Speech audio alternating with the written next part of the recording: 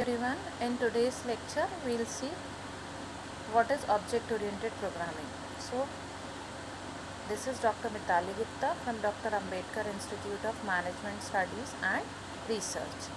The learning objective of this lecture is students will be able to understand the basic concept of object oriented programming language as well as the basic principle of object oriented programming. What is object oriented programming? Object oriented programming is not just a language but a paradigm that means an example or model used to explain a concept or theory. OOPS does not tell you how to program, rather, it tells you how to go about designing your software. There are many languages that help you in implement OOPS. C# programming is one of the language which support object oriented concept or implement object oriented programming principles. There are plenty of languages which implement object oriented programming. Object oriented programming is a programming model where programs are organized around the object and data rather than action and logic. In the procedural oriented language, the whole concept was based on action and logic, but in object oriented programming the whole concept is based on object and classes. Object oriented programming introduces a number of powerful concepts like encapsulation, inheritance, polymorphism, class, which you have not studied in procedural oriented language. It is very important to understand and internalize these concepts before starting the software design and implementation. So if you want to learn any of the language, first you have to learn object oriented concept, because this is the base of any of the object oriented programming language, whether it is C++, whether it is C#, Java, Python, or any of the language which supports object oriented concept. So this particular lecture will help you to understand what is object oriented programming is all about. The very first concept in object oriented programming is class. What is class? Class is nothing but a logical construct which does not have any physical reality, but it stores the data and function. What is data? Any kind of information which we store is called as data, and function or method, the task a particular software perform, that is called as method or function. So we can define as a class is the core of any modern object oriented programming language such as C#. A class is a blueprint of an object that contains variable for storing data and functions to perform operation on the data. So class is a combination of data and functions. Inside the class, function uses the data member of the class. A class will not occupy any memory space. As I told you, the class is a logical construct. It does not require any kind of memory. Next concept is object. So what is object? As I told you, class is a logical construct, but object is not a logical. What is object? We'll see what is object. Object are the basic runtime entities of an object oriented system. Object do have physical reality. It occupies memory. They may represent a person, a place, or any item that the program must handle. As you see in the picture, you can see class. If a car is a class, then objects are the models of the car like Mercedes, BMW, Audi. These are the object. One more real-time example I will quote here. Like human being is a class, whereas men, women are the example of that particular class. Object represent the class, or object has the authority to access the member of the class. In the same way, animal is also a class, and dog, cat are the example of object. because if you want to access any kind of functionality of animal, or you want to access something about animal, for that you need one object, then only you can understand what is animal all about. So class is a logical construct, but object is not a logical construct. An object is an instance of a class. Principle of object oriented programming. There are few principles of object oriented programming: encapsulation, abstraction, inheritance, and polymorphism. All the programming languages which supports object oriented programming will support these concepts as well. We'll see all the principles in detail.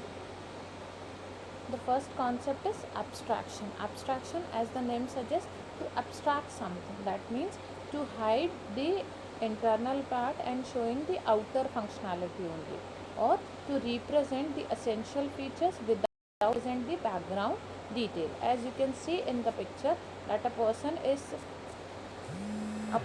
withdrawing money from the ATM machine. That means it is that particular person is getting money from the ATM after putting his card and card details, but what is happening inside, that particular person do not know anything about that. That is the process of abstraction.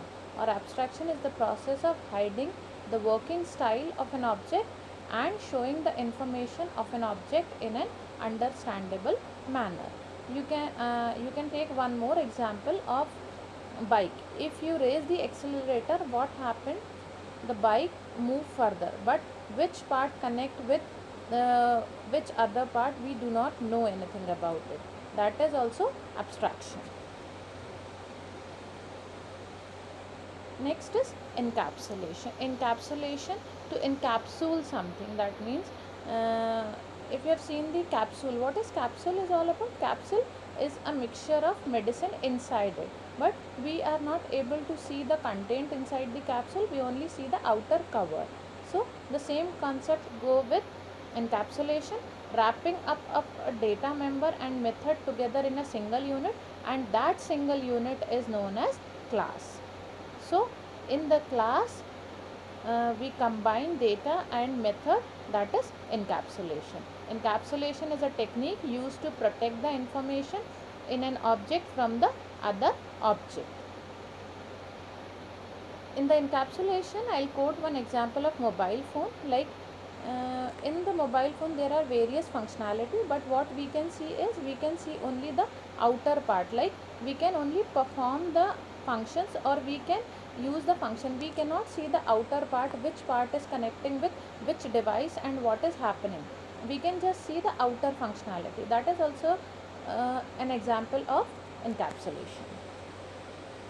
Next is inheritance. What is inheritance? Inheritance means to creating a new thing from the existing one. That means creating a class from the existing class. When a class includes a property of another class, it is known as inheritance. The very famous example of inheritance is parent and child. Child inherit property from parents. So inheritance is a process of object reusability. For example, as I told you, a child includes the property of its parents. What is the use of inheritance? The basic use of inheritance is the reusability. With the help of inheritance concept, we can reuse the code. There is no need to write code again and again. So there are two major terms included in inheritance. The very first thing is base class and the derived class. Base class is the class from which features are to be inherited into another class. जिस class से property ले रहे हैं, that class is called as base class. Derived class, it is the class in which the base class featured are inherited. जो class property inherit कर रही है, उसको बोलते हैं derived class. So next, the type of inheritance. Type of inheritance, there are various types of inheritance. The very first is single inheritance, next is multi-level inheritance, and third is hierarchical inheritance. Single inheritance means when there is only one base class and one derived class, then it is called as single inheritance, or one class one class inherit property from only one class, that is called as single inheritance.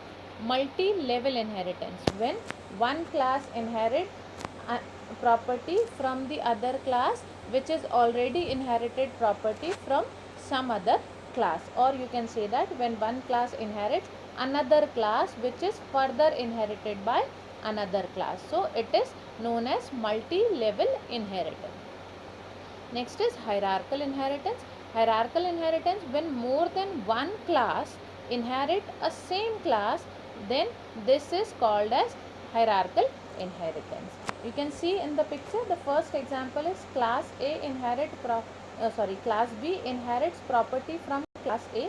So class A is a base class and class B is a derived class. Class A can be considered as parent class and class B is a child class, so that child can inherit property from parents. Multi-level inheritance, as you can see, class A, class B and class C. Class C inheriting property from class B inheriting property from class A. Like grandfather, father and son. Son inherit property from father and father inherit property from grandfather.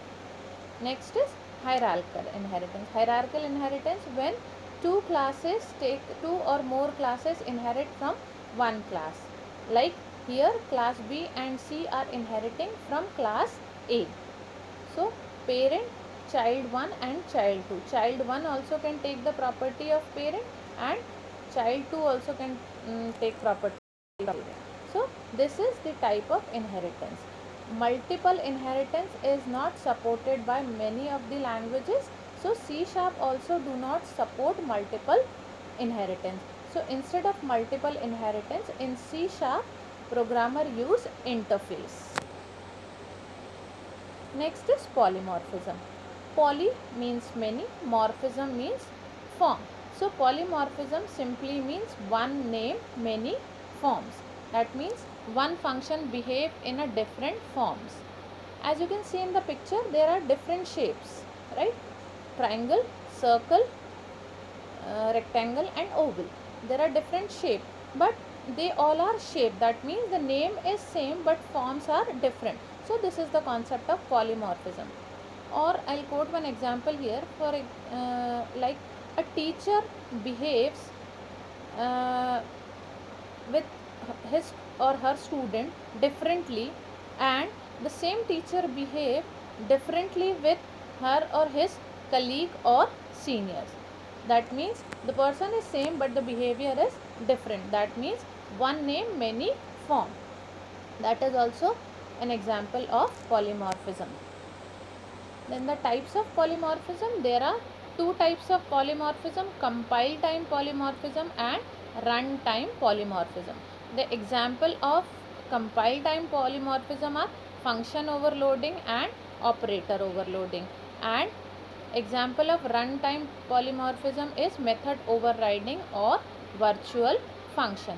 Function overloading is function with the same name but different argument, or method overloading is called as when one method with the same name but different types of argument. Operator overloading, when the same operator used for variable as well as for the object, that is called as operator overloading. Runtime polymorphism include method overriding or virtual function. When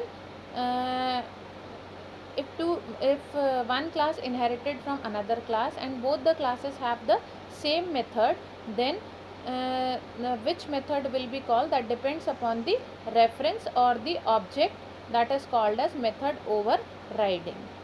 In the method overloading, all the methods are only same name but arguments argument should be different.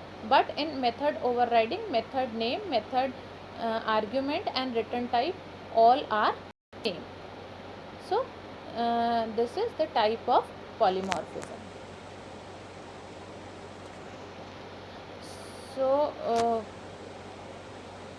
So in this particular lecture we have seen the concept of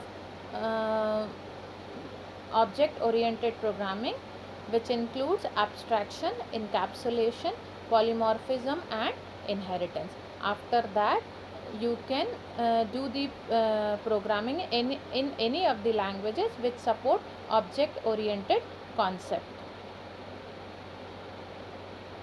I hope you will understand the basic concept of object oriented programming. Thank you so much.